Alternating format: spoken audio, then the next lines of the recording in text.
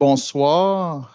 Good evening and welcome to this public information session on the project to upgrade the power transmission system between the Sargay and Rockfield stations. We're pleased to welcome you here this evening in TMR. And I would also like to welcome those of you online, either on Facebook or on our website.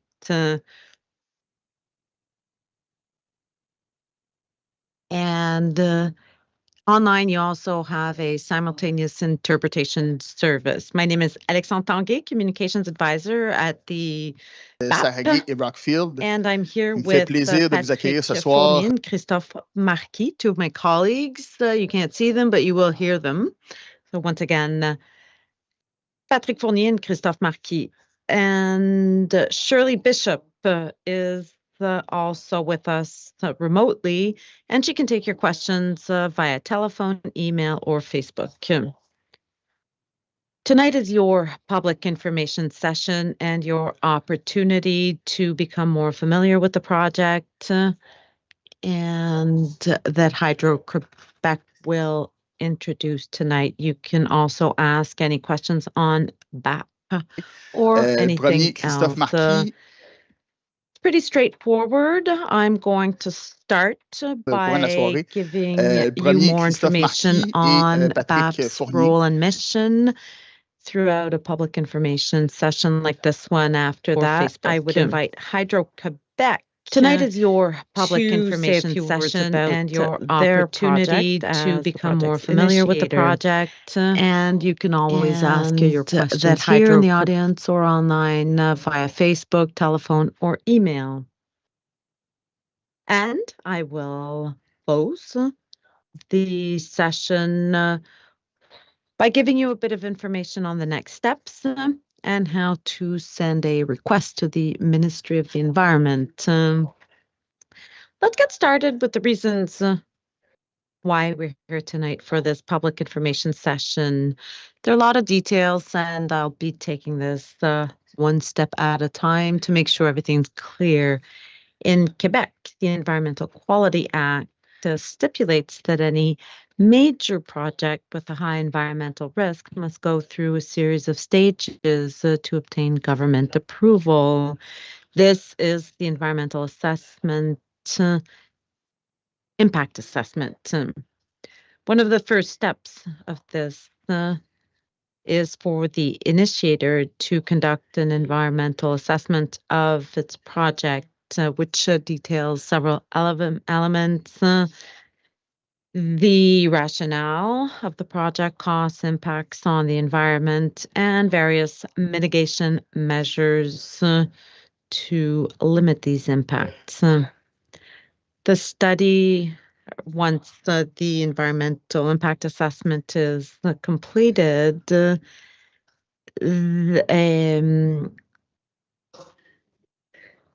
Ministry of the Environment reviews it and raises any questions about the study.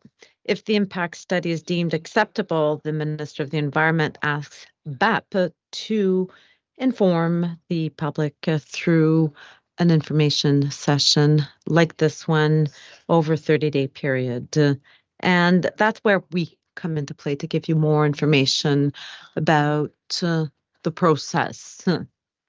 And you can participate to events like this one, or also consult the project's documentation.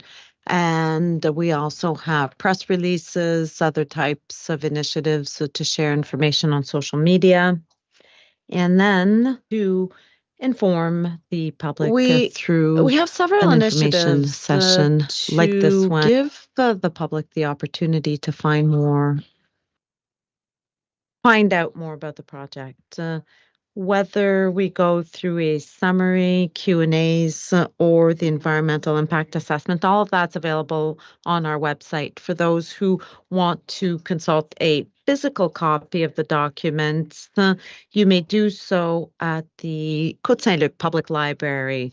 And as I said, you can also go to our website to see the documentation or on the Environmental Assessment Registry. And you can also find out more about your rights as citizens to make a request, for example, for a public investigation on the project. And I'll give you a few words about this once we close the session. We also develop various tools over the years to give the population an opportunity to find out more about the project. First of all, we produced a comic strip, a Scareback project, and through its characters, Charlotte, Maxime, and their friends, you can learn to understand how the process works from beginning to end. And the comic strip's about a fictional project, but it does give you more information about the process in a fun way. And BAP, and we also have our newsletter, L'Heure Juste. Every month, you can find out more about BAP's activities, themes, and different articles that we publish can be found in this newsletter. And you can also find the comic strip and newsletter on our website. BAP is an impartial public entity whose mission is to inform the government's decision-making process by delivering findings and opinions to the minister throughout the public information period, where you can also find out more about the project itself. Once we move on, or if we do move on to a public investigation, BAP consults the public, by collecting questions and opinions on the various projects. The commissions investigate the project's issues raised and advise the Minister of the Environment of their findings and opinions on the project. They inform the government's decision-making process. Which ends my introduction. Before I give the floor to Hydro-Québec, for those of you online, you can participate or contact or send us your questions in different ways, by telephone, email, or on Facebook in the comments section. Several of you may be attending remotely, and we will be taking questions one by one to make sure that we can answer all of your questions. And on that, I would give the floor to Hydro-Québec, who will come to the front, and the floor is yours for 20 minutes.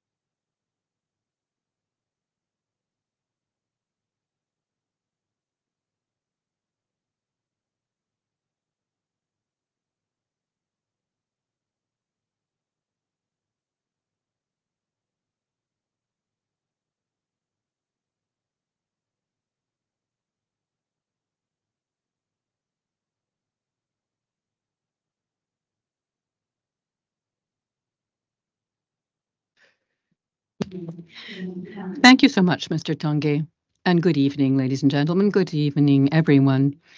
It's a pleasure to be with you here today for this information session with the BAP about the project to upgrade the power transmissions between Saragay and Rockfield substations. To present the project to upgrade the power transmission system between Aqueduc and Saragay substations. I will continue the presentation in French, but please use the resources in English as needed. Permettez-moi d'abord. Allow me to first introduce the team up here. I am Catherine Bouchard, Hydro-Québec spokesperson for the Saragay Rockfield project and the person responsible for building the line. I'm accompanied accompanied by Ms. Geneviève Mathieu, who's responsible for substation construction, François Tremblay, who's our environmental expert in charge of our environmental impact study, and various specialists who will be on hand to provide additional information during the question period. To better understand the extent of our project, let's begin with a brief overview of how electricity gets to our houses. In order to cover the long distances between generating plants and major consumption centers, the voltage of electricity must be raised to a high level in substations. The electricity then passes through transmission lines and transformer stations, which gradually lower the voltage before it reaches the distribution network that supplies our homes, institutions, and businesses. We'll be talking about these transmission equipments today. Before going any further, let me remind you that a kV, 1 kilovolt, is the equivalent of 1,000 volts. So to make it easy, I'll refer to 120 and 315 kilovolts instead of saying 130,000 and 310,000 volts, which is what we call high voltage. We supply residential customers with low voltage electricity. That's 120 volts for all consumption and 240 volts for heating, water heaters, and some major appliances such as dryers and stoves. Since 2009, Hydro-Québec has been modernizing the transmission system on the island of Montreal. To meet today's and tomorrow's energy needs, power lines and substations need to be converted from 120 kilovolts to the higher 315 kilovolt voltage. The facilities that have been converted already to 314 kilovolts appear in bold green on this map.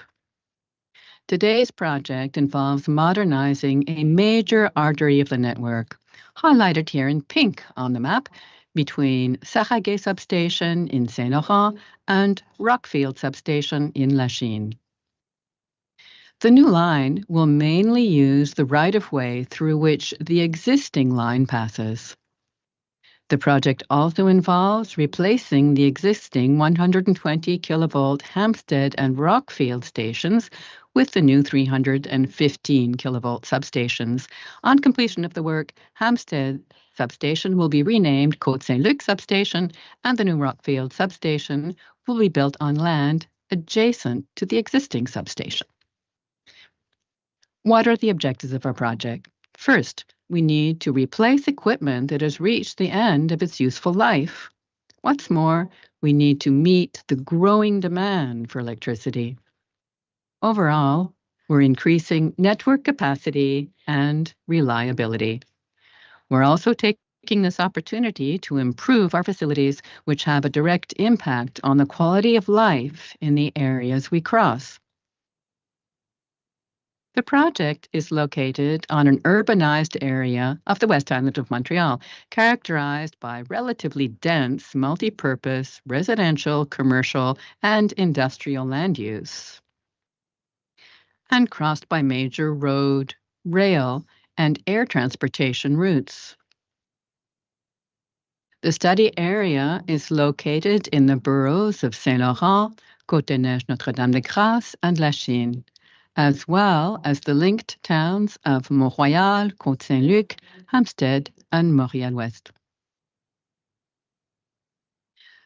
The study area is bounded to the north by a railroad right-of-way located near the Bois de Sarraguet in the borough of Saint-Laurent, and to the south by the Lachine Canal, located some 300 meters south of today's Rockfield substation.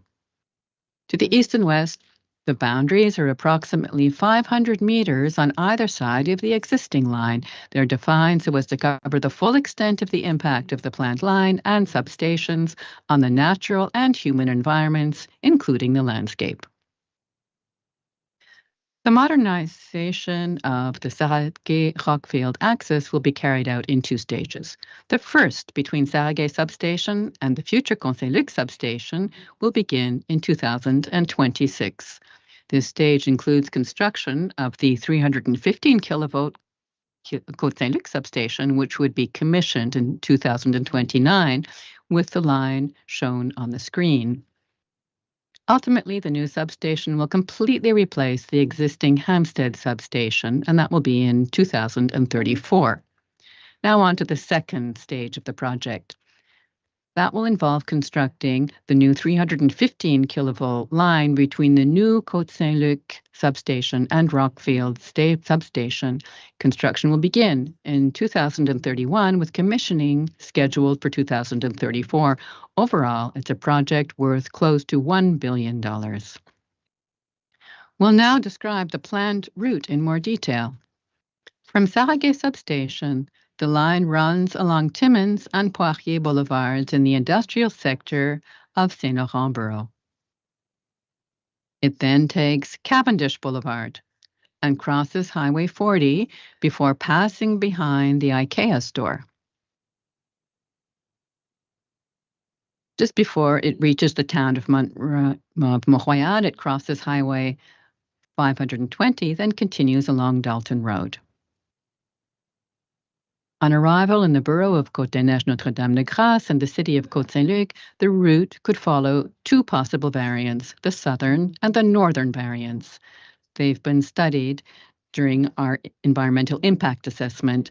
The southern variant follows the right-of-way of the existing line, while the northern variant runs alongside the rail yard of Canadian Pacific, thus ensuring greater consistency with the land use from residential for the existing line to major public infrastructure for the new alignment in the rail right-of-way.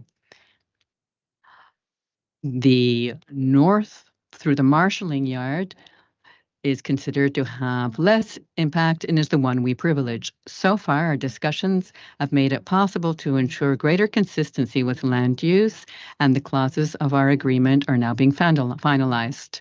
We will be able to confirm that we're using this variant once we will have concluded the agreement with the CPKC, the formerly Canadian Pacific Rail Yard. Now, to the east end of that rail yard, the line joins the existing right-of-way all the way to Hampstead substations, where the new Côte-Saint-Luc substation will be built.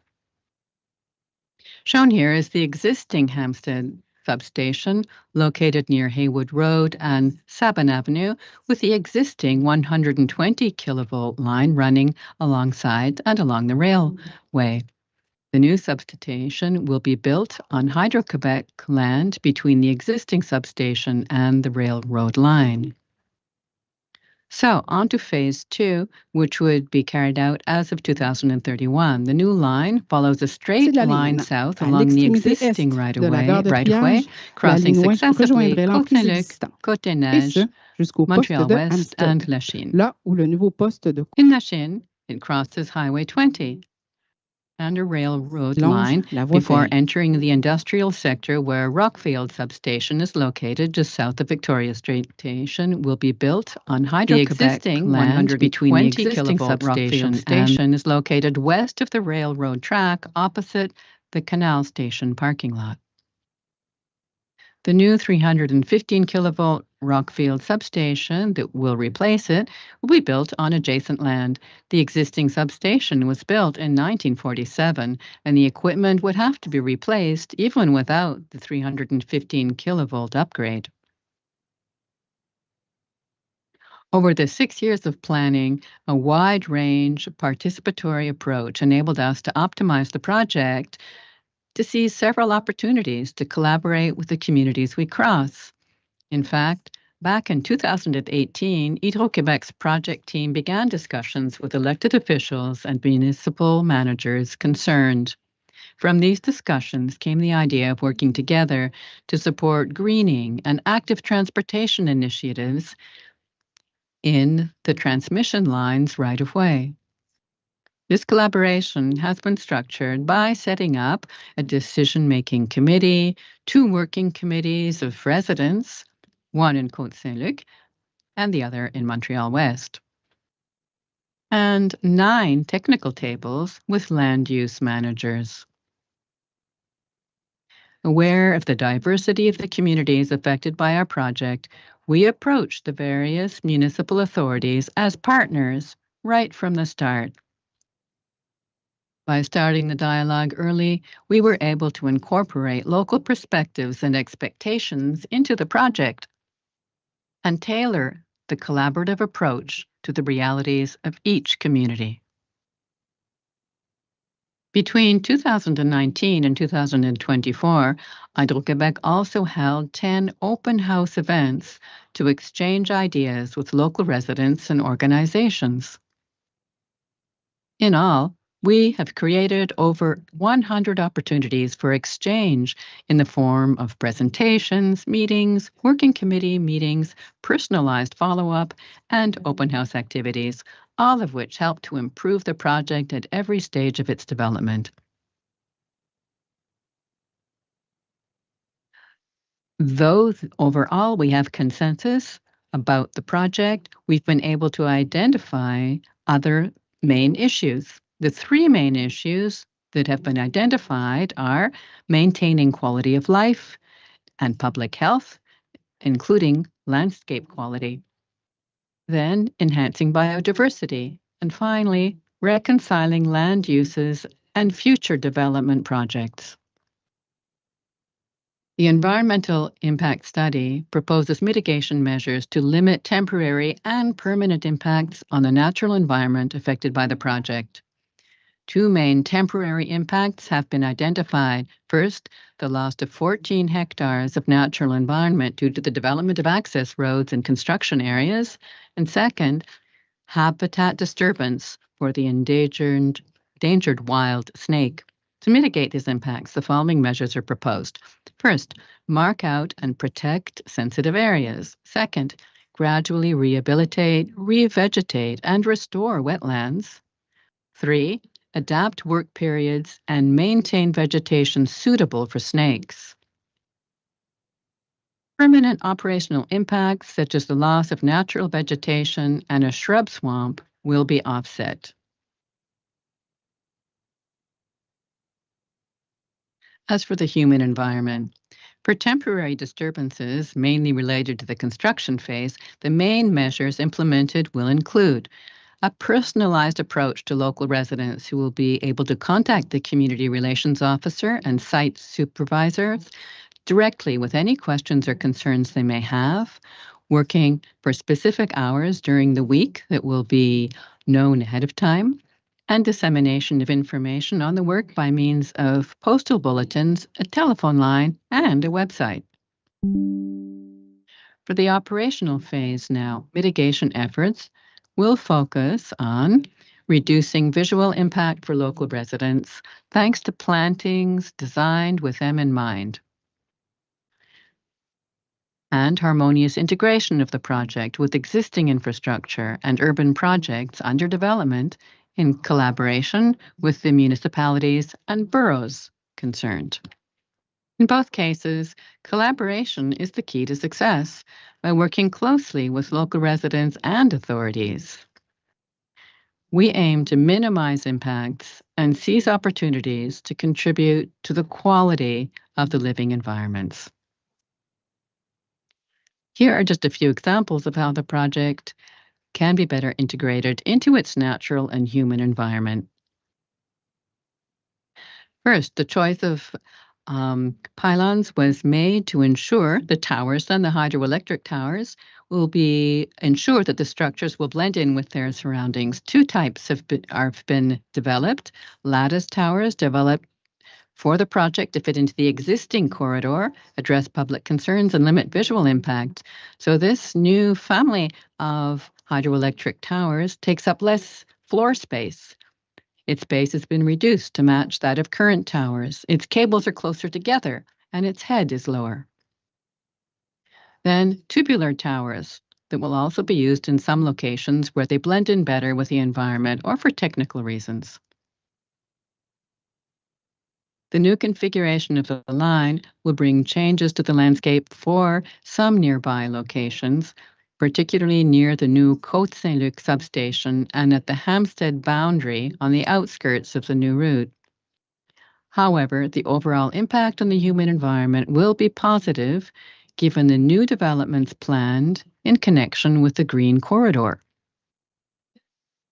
From the very outset in 2017, the communities said it was important to encourage greening and access to nature. So Hydro-Quebec is very proud to participate and collaborate in the Green Corridor project, which includes the St. Lawrence Biodiversity Corridor, which will improve the quality of the living environment by adding accessible green spaces.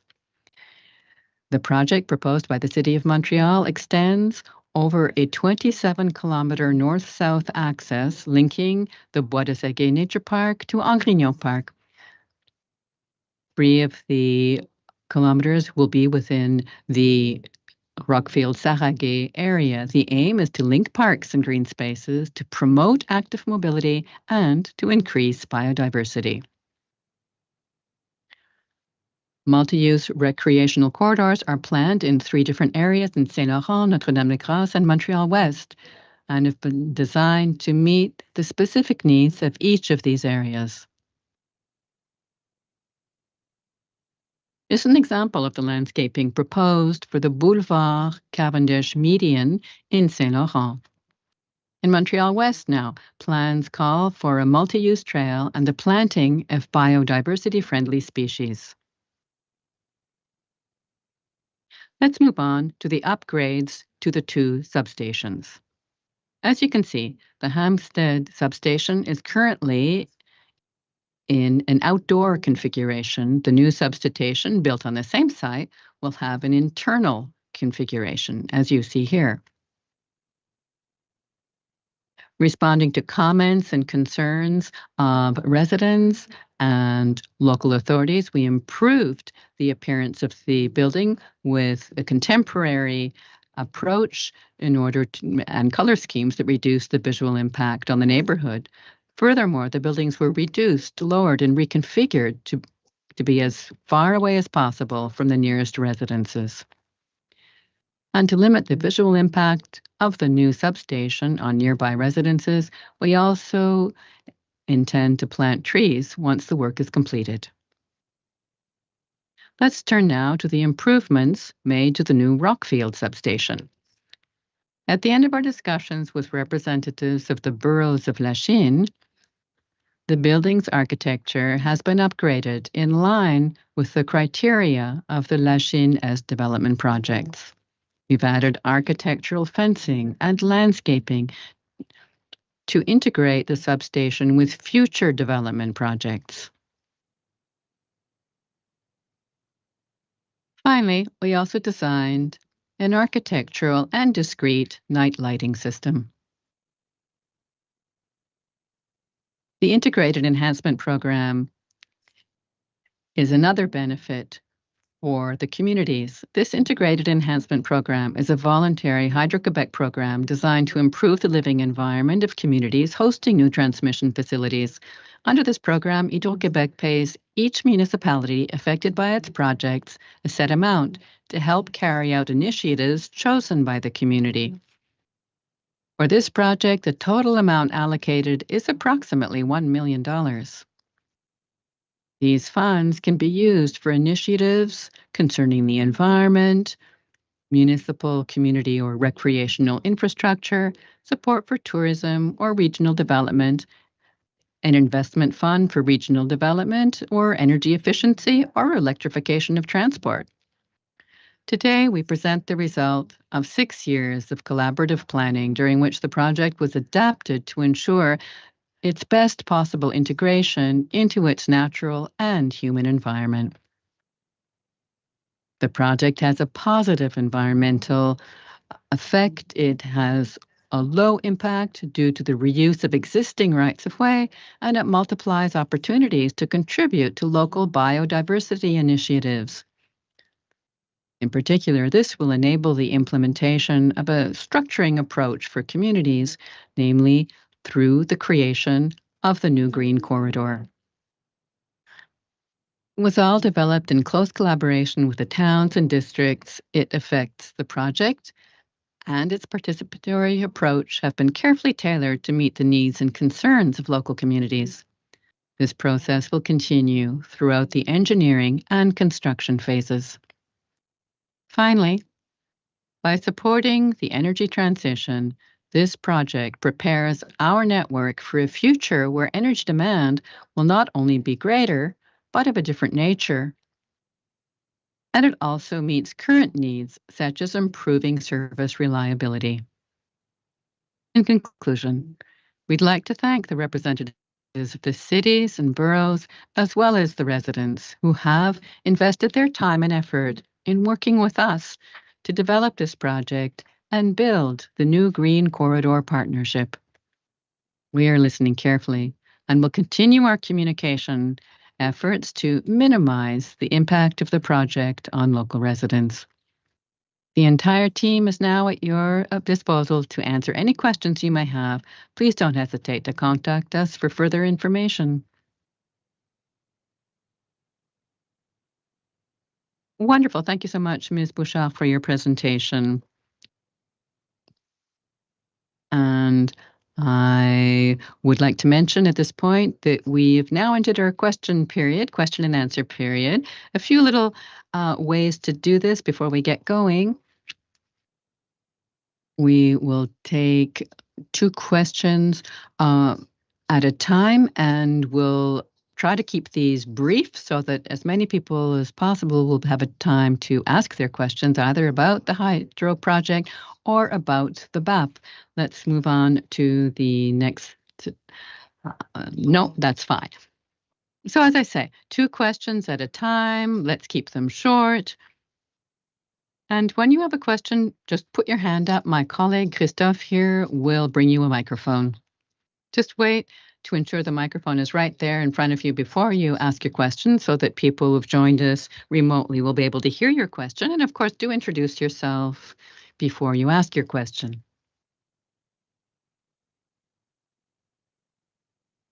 Of course, yes, you can put your question in either language of your choice.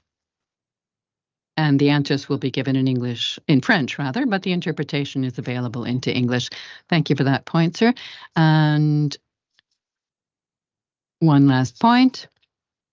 This is a public information session. It's really to put questions. We're not here to have a debate at this point. So it's not a matter of expressing our opinions at this point. It's a matter of putting questions to Hydro-Québec or to the BAP, and put your questions to me, and I will then ask someone from Hydro-Québec to respond to you. So this will help us remain calm and informative and communicate appropriately during this session. So is there anyone in the room with a question? Yes, this gentleman here. Good evening. Mike Coyne, Municipal Council, Côte Saint-Luc. For $1 million for the boroughs and the towns, cities, is there any breakdown? For example, Côte Saint-Luc, how much could Côte Saint-Luc get?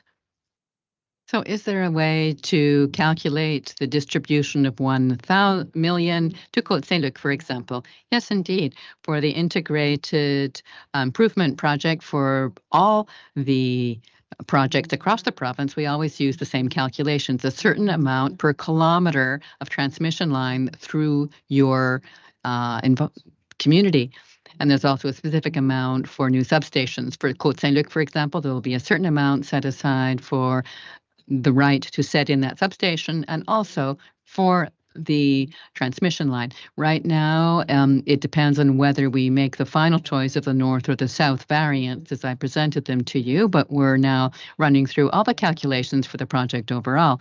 And as soon as we confirm which variant of the route we use, we'll be able to confirm with all the boroughs what amount is coming to them. Do you have another question? You can certainly put a second question. Go ahead if you wish.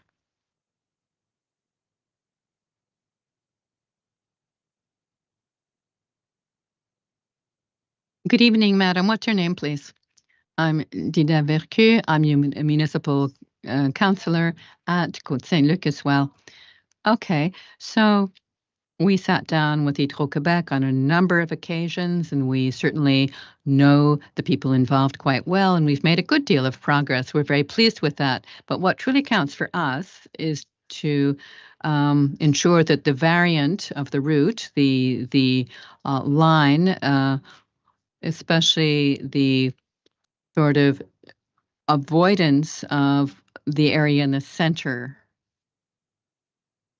I understand that Hydro-Québec is negotiating with CP for the train yard, and that Montreal's involved, but Côte-Saint-Luc truly needs to know when we will know for sure that the bypass variant will be the final choice to be submitted to the BAP.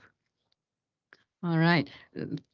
As I said earlier, the BAP, the Bureau d'Audience Publique sur l'Environnement, is just a next stage. We're not yet formally involved in this project, seeing as we have not yet received the project. Right now, we are basically an in-between instance right here who are helping you having a conversation with Hydro-Québec. But when it comes to the environmental hearing, the public environmental hearing to be run by BAP itself, then we'll be able to respond from BAP's point of view.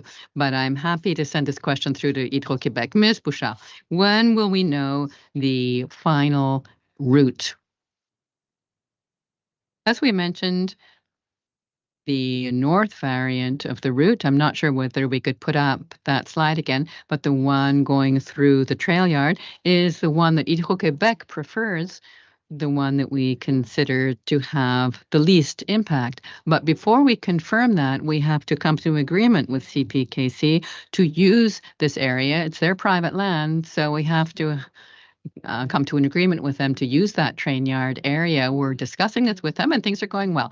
But given the size of each of our organizations, we want to make sure that we've really set this out correctly and used all the right approaches to make sure that our agreement is solid and that it works well and that everyone will be able to make use of it and set things up in a safe and secure fashion now and into the future.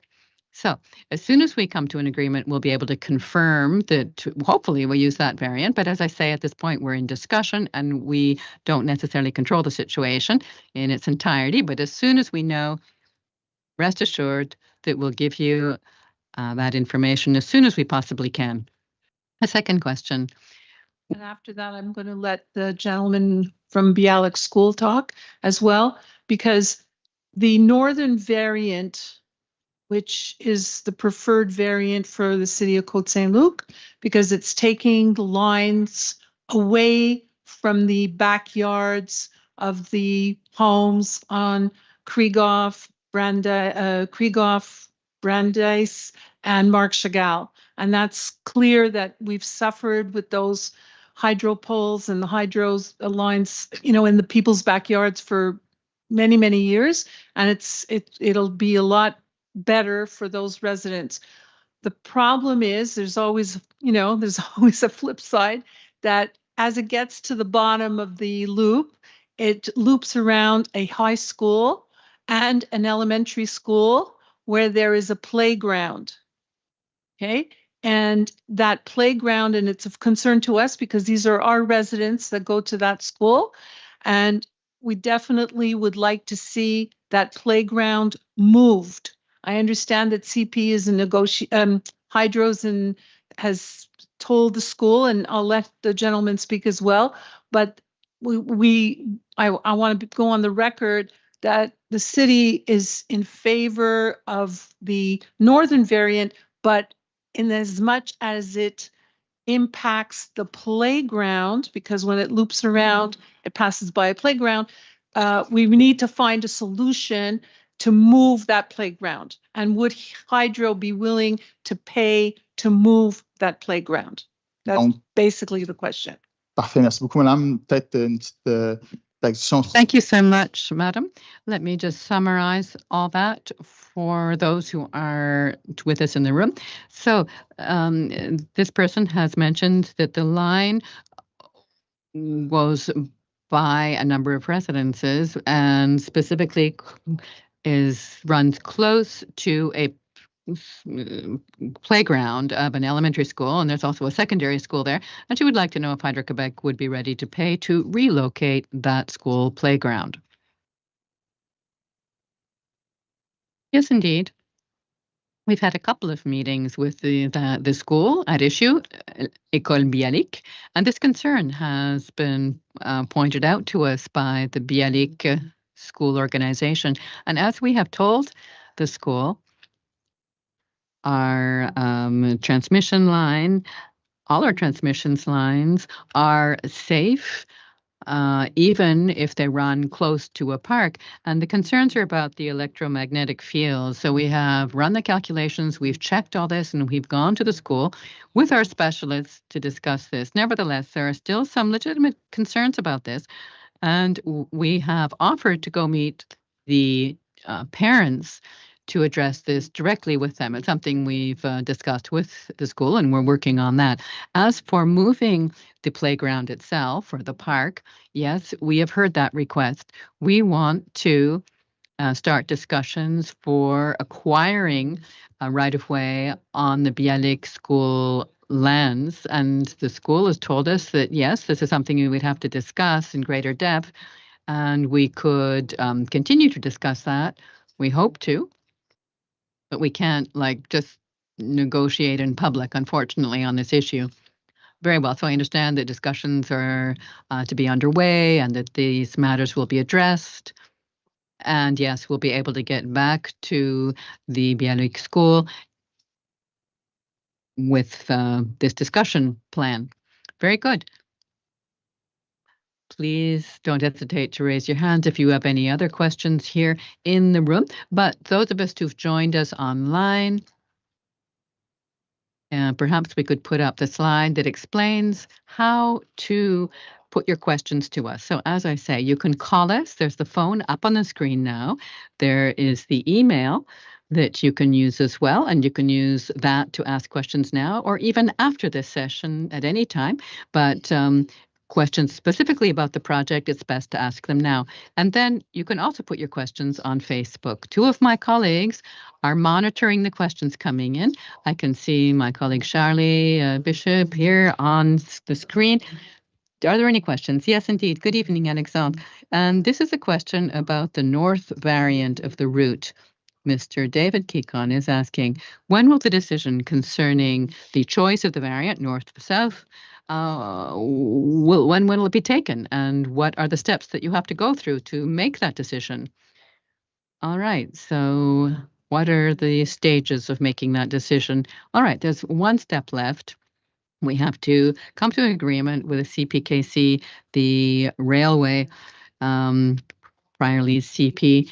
This is private land belonging to them. So to be able to run our transmission line there, we have to come to an agreement with them. We hope to conclude this as quickly as possible. Discussions are going very well. There are still a couple of details that we need to work out for the contract, but we're getting there. We're getting there. I can tell you things are going well. Very well. Thank you so much, Ms. Bichard. Charlene, do we have any other questions online? Not right now, but get back to me in a moment if you will. Thank you so much. Patrick is taking care of the questions coming in by email and by telephone. Good evening, Alexandre. So via email, we have received a couple of questions from Ms. Linda Gajero, who asks, we live near the Hampstead substation. We have a number of questions. First, when will the old 120 kilovolt lines be withdrawn from Sabins Avenue? And what guarantees do we have that this will actually be done? So the question seems quite clear. Ms. Bouchard, over to you. Well, I think just to be clear, this is about the line to the south of the Côte-Saint-Luc substation. And that line will be taken down once we will have finished building the new Côte-Saint-Luc substation. We'll then need, because you see, while we're building the new substation, we'll continue to provide electricity to our clients using the current Hampstead substation. So we're going to build the new one, and once it's up and ready, we will shift the load from one to the other. So we will take a line that actually transmits to clients, and then we'll just shift the load from the old station to the new one. And once all that's done, we'll be able to take out that old 120 kilovolt line. In fact, I think we can be able to take it out a little earlier, right? No, okay. When all the loads will have been transferred, then we'll be able to take down the 120 kilovolt line that you've mentioned. So that will be it should be in 2034. Thank you so much. Thank you, Ms. Mathieu, for adding that extra information. Patrick, I believe we've got another question.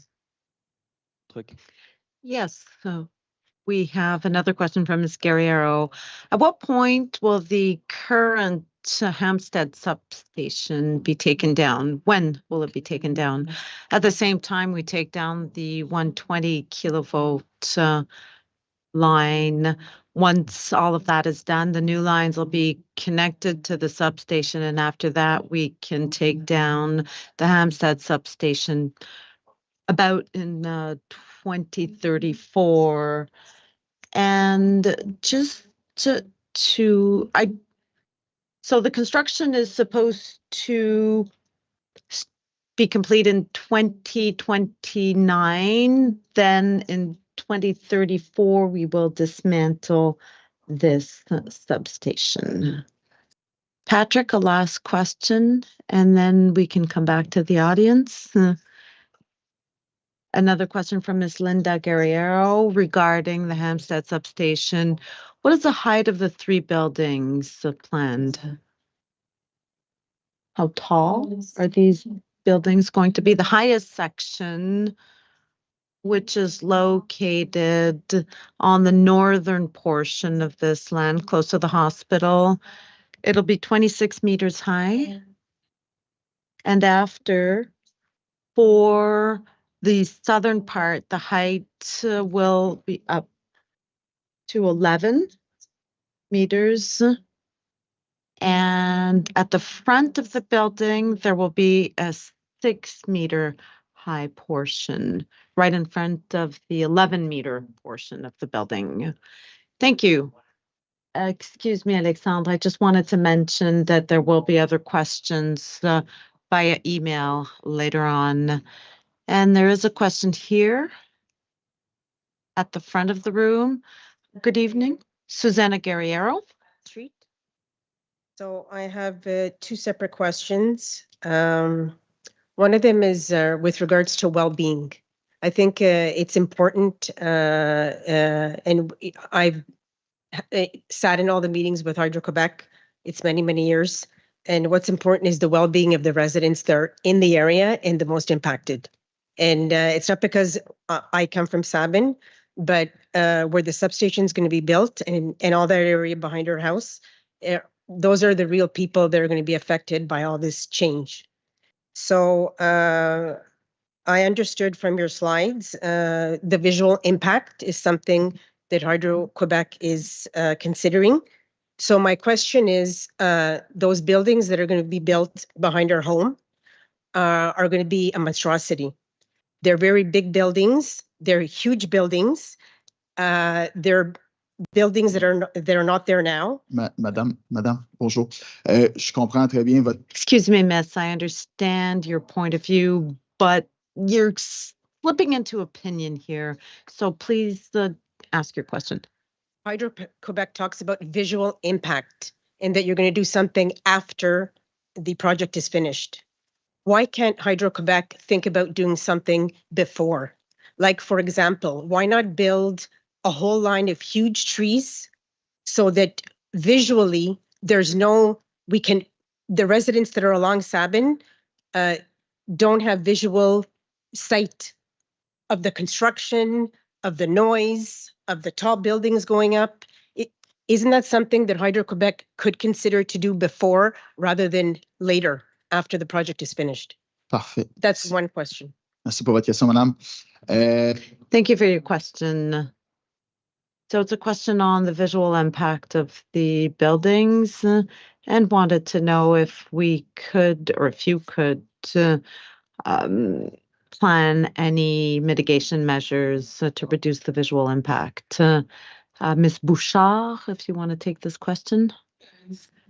Thank you for your question, Ms. Guerriero. we understand your concerns and have discussed them. You know, this project, Hydro isn't conducting this project just for the sake of it. It's necessary because we need it for the grid, and we have to improve or upgrade our equipment to provide the necessary electricity. We do have certain limitations within the substation, but we also need space to build the new substation. It probably won't be possible to plant trees right now, but we do have other elements, or we do have other things planned to reduce the visual impact. Yes, for example, to reduce the visual impact, Janice can present a bit more information on this and on the substation itself. The highest part of this building that you can see here in white was moved as far as possible from Donc, Sabin pour Street. pouvoir planter des arbres maintenant, ça ne serait pas nécessairement possible. Par contre, Geneviève a mis en place avec son équipe. And we also Janice, est-ce que tu peux présenter, s'il te plaît, the building poste? as far as we could on the existing piece of land. We pushed it back 5 meters closer towards the hospital. You also mentioned the trees. Once the project is completed, we can plant trees in the area available. And you also talked about noise in the third part of your question. Once the Hampstead substation is dismantled, the level of noise will be considerably reduced. The substation won't be any louder than ambient noise in the area. With regard to your concern regarding the construction phase, we will build a fence around the construction site and existing Hampstead substation with an opaque sheath or membrane. And from your backyard, looking on to the construction site, that membrane will hide a big portion of the construction site. And it's also it'll also be there for safety purposes and to avoid anyone coming onto the construction site. Thank you, Ms. Bouchard and Ms. Mathieu. Please go ahead with your question. We will share it. The vote line that will be taken down behind Sabin. Before it's taken down, up until that point, will the EMF ever increase along that line? En fait, vous parlez. Are you talking about the electric magnetic fields? No, they won't increase. The EMF level will be the same. There won't be any increase during the construction phase. Does that answer your question, Ms. Guerrero?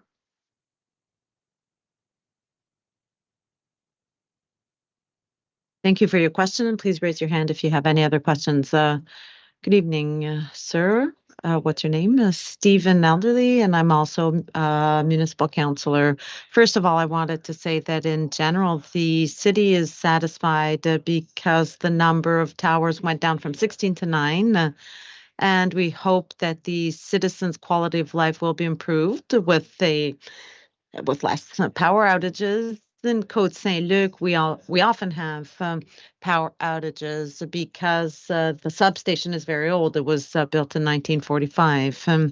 I wanted to know if for the Hampstead substation, we know that in 2034 it will be dismantled, but I wanted to know if you could plant grass where the old substation will have been, or soccer field or playground or something on this site once the substation is dismantled.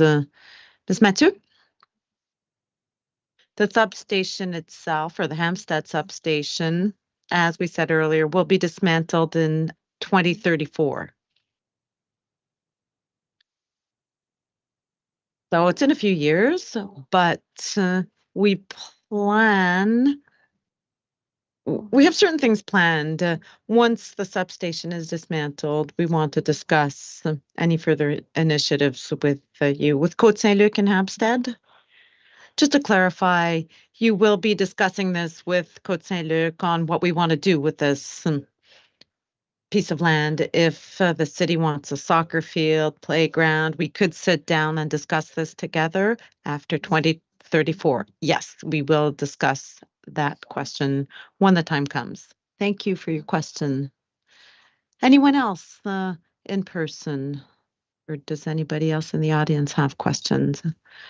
Very well. We can move on to Patrick, who's following the questions or taking the questions online. Yes, Ms. Linda Guerriero had questions before we move on to her. Well, let's go with Ms. Isabelle Berube. Here's the following question. You mentioned that the upgrading project would have an impact on 14 hectares and the habitat of the brown snake. When do you plan to implement any changes to mitigate the destruction of this habitat? And are you planning anything else for these 14 hectares? First of all, the mitigation measures, and my colleague François will take this question. Yes, of course, 14 hectares are that surface is related to all the area that will be disrupted. Doesn't necessarily mean the full 14 hectares will be disrupted, but we will be working on that area, but we will be planting shrubs and other type of plants, shrubs, trees, and whatnot. In total, we will lose far less than 14 hectares. We assess this loss in the impact assessment within different scenarios, but we're talking about 2.9 hectares or 2.1 to 2.7, depending on the variant we choose. But at the most, we should expect a 2.7 hectare loss. Yes, but we will also compensate for these in the impact study. We have provided explanations of this, and it's based on a calculation. We will compensate for the 2.7 hectares of the wooded area, and we will compensate at a 3.8 hectare ratio. So we will be compensating more than the area lost for trees and shrubs. For the brown snake, as Ms. Berube wanted to know, we will compensate for the lost habitat of the brown snake with several mitigation measures that are described in the impact assessment, but also in all of the answers to the questions.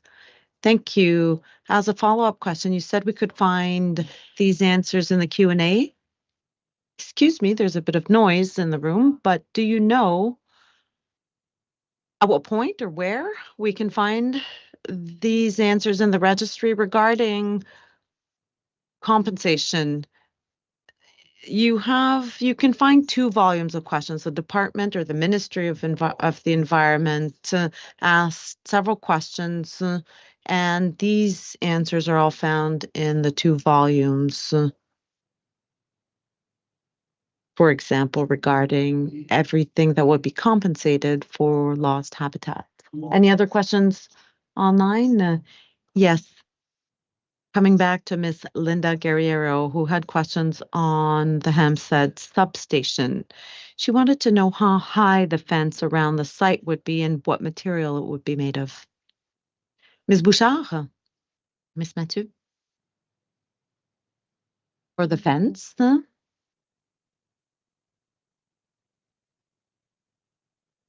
fence, it'll be a frost fence and should be about 2 to 3 meters, the same height as the existing fence around the substation, the Hampstead substation. The new fence will be the same height around the Côte-Saint-Luc substation. Thank you, Ms. Mathieu. Before we come back to the audience, anybody else online? Yes. Ms. Linda Guerrero has a last question regarding the Hampstead substation. Will part of the new line be underground? Ms. Bouchard, regarding the new line? There are 2 types of lines in the area. Before I answer the question, I just wanted to clarify that you have the transmission lines, the 120 kilovolt lines behind Sabin Street that we've been talking about. And that line runs all the way to the Rockfield substation. That line will be dismantled in the second stage of the project, and we will build a new line that'll be entirely overhead regarding the other type of line and the distribution network or throughout the grid that connects to homes. The lines will start at the Côte-Saint-Luc substation, and we should build the new equipment underground around the site. Patrick, coming back to you. For anybody in the audience, thank you. My colleague will bring you the microphone. Thank you. Regarding the green corridor, from what I understand, it'll be developed in the Saint-Laurent borough and Montreal West. Is it continuous or not? Will it connect through Côte-Saint-Luc? So I wanted to know if the green corridor would connect to Côte-Saint-Luc. Can you show us the route of the green corridor to see where exactly it runs? As mentioned, it's a 27-kilometer route that starts on the north end, Bois-Sarraguet, and will go all the way to Parc-en-Grignon. It's a City of Montreal project. We are collaborating with the city for the construction of this corridor, and more specifically, the portion that runs through our right-of-way. For everything else, I can't give you more information tonight, but what I can tell you is that it'll run north to south. And if I may add,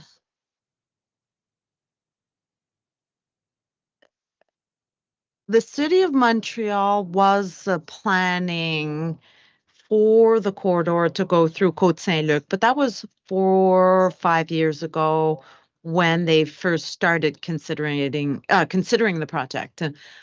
As it moves forward, they will probably consider Côte-Saint-Luc because they do indeed probably want a continuous corridor between Sarraguet and Angrignon Park. But you mentioned Saint-Laurent and Montreal West. Hence my question. Along Bailey, there's also plant life. Along the railroad, we could eventually design a bike path along that route. And I wanted to know why you mentioned Saint-Laurent and Montreal West, but not Côte-Saint-Luc. Even with the bypass, there will be towers from Bailey all the way to Montreal West along that route. And there are different plants and along the road, you could easily build a bike path. Is that something, is it an option? Thank you for your question. Can you tell us why you chose specific routes? As Catherine mentioned, this project is, it's a City of Montreal project. For Montreal West, we own the right-of-way, which is fairly rare. It's our land, which is why we can use this piece of land for the green corridor. But for Saint Laurent, the medians belong to the City of Montreal. So we can work with them for those portions, but we don't have control over the land in question because we don't own it. It is a right-of-way. A lot of this land is privately owned.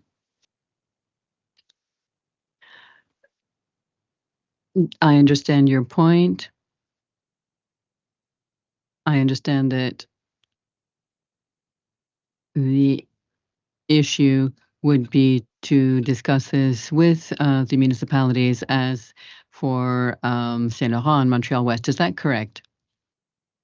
I'm not sure I understood quite.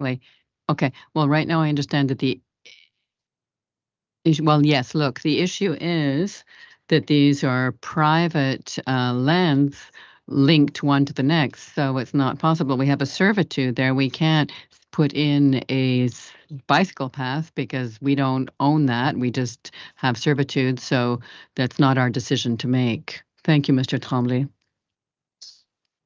Thank you for the question. If you have any other questions, don't hesitate.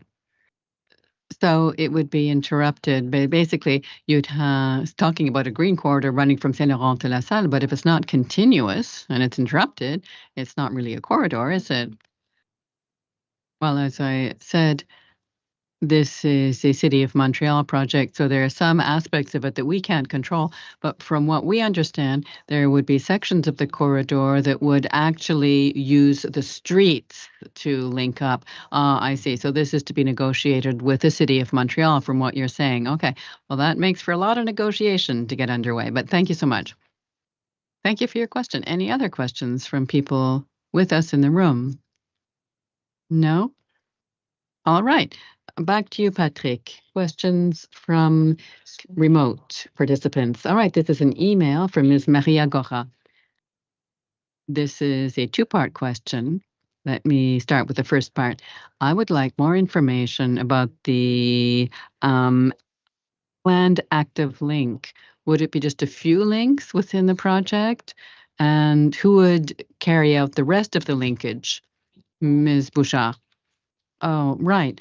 So the link overall would be insured by the City of Montreal of this corridor, or also involving the boroughs and cities that are linked up through this, but that's not under our control. We are providing all the land base that is under our control, but that's all we can do. Go ahead with the second part of the question. Thank you so much. So same theme regarding the potential corridor. Is the budget up and ready to go? Have the various authorities signed off on it? Given that this is a City of Montreal project, I don't have any information about the budget per se. There was an announcement made in 2020, a shared announcement made by Hydro-Québec and the City of Montreal about our collaborative project. And there was mention of 50 million, but this is 5 years later. And given that everything that's happened with COVID and price changes, we don't have a budget, and I can't announce anything right now. Thank you very much, Ms. Bouchard. Thank you, Patrick. Let's now check with Charlene and see, do we have any questions? No, Alexandre, but allow me to invite people to send in their questions or their comments on the Facebook page. I'm here to pick up your questions. Thank you so much. Il n'y en a plus. Merci. I mean, okay. Are there any other questions here right in the room? Either about Hydro-Quebec's project or about the BAP? I'll give you a few moments and I'll give us a minute, give us all a minute. Perhaps people will have time to send in their questions remotely. And I'll mention briefly what's to come. I'll ask my colleague Christophe to please step up here. This will just take a moment.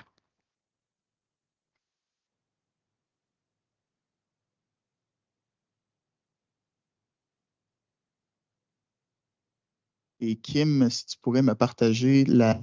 Kim, can you put on the slide regarding the public consultation or requesting a public consultation?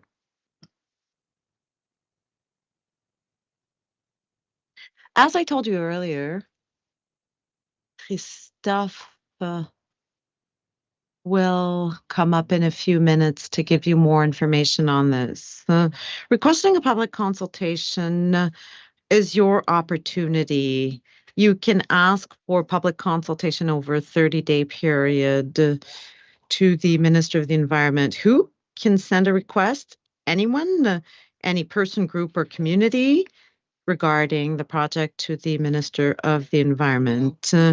What should the request include?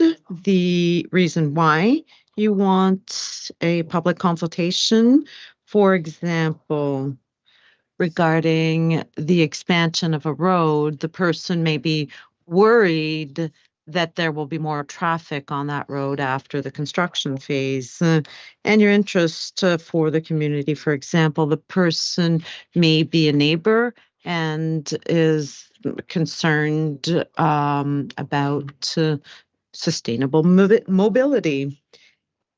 You can either post or email your request to the Minister of the Environment. You can find all of our contact information on our website, or I can always send it to you myself. And you have to send us your request by February 28th at 11:59 p.m. or the last day of our public information period. After the 30 days, if we don't get a request, BAP's role ends here. And the project goes on to the next stages, leading to the government's decision. If we receive more or one or more requests than they are receivable, the minister can ask us to undertake public consultations over a 4-month period, focused, targeted, or mediation. And that information is available on our website. And you can also come back to the video if you missed any information. After the public investigation, we meet the population to discuss the various elements of the project, and then we present our report, findings, and the citizens' concerns. We table our report to the minister, and it's published at the latest 15 days after we present it to the minister. After the public information period, we produce a summary of the questions raised tonight, the initiatives we took to consult the population, and we provide a summary within 30 days after this session. For example, this public information session. And before I come back to you in the audience or online, please send us your feedback. It's important for us to know what you think about our services. You can scan this QR code and send us your feedback, questions, comments, and the positives, anything we should keep doing, or negatives. All of your feedback is welcome. The boom mic comes from a comment we got from a previous session, which is why we have a boom mic tonight. So you can see a direct impact when you provide us your feedback. On the way we organize these public information sessions. Coming back to you. Do you have any other questions about BAP or the project? Just give me a second and my colleague will bring you the boom mic. Just give us a second.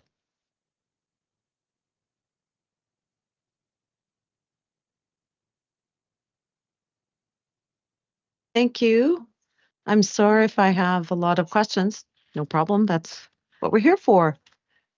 If I understand, there are three options. Mediation. Exact. Et si il y a une demande de comment vous appelez ça en français? If you get a request for public consultation, do we have to specify the type of consultation? Yeah, you can specify the type of consultation, but I'm sorry, I interrupted you. Did you have anything else to ask me? Yes, so you can specify what type of consultation you would like. There is a difference between a public hearing, mediation, and targeted consultation. In a nutshell, public hearing is divided in two parts. The first part is an opportunity to ask questions regarding the commission and then, or the way they conduct their inquiry. And after that, the various experts attend the audience to answer your question. In the second portion, you can raise your concerns in writing or in person. A public consultation is an opportunity to ask questions and get more information, but also to raise your concerns. With a focused consultation, it's based on various issues of the project that may not be challenged, but for things that you'd like more, that we need to consult you more about. And this has, for example, when a new road is a road construction project, the initiator planned to implement a median close to somebody's house, which means the person's circulation may be, or the way the traffic may be impacted. And BAP organizes a mediation session between the person who's directly faced with a challenge, and it's, if I may, it's a type of negotiation process. But if you would like more information on this, my colleague Patrick can tell you where to find the information I just gave you on our website, difference between the types of consultations. Briefly, you can request this type of consultation, and it's up to you to draft your request by justifying it and telling us why you would like this type of consultation. Thank you. Any other questions in the audience? Seeing none.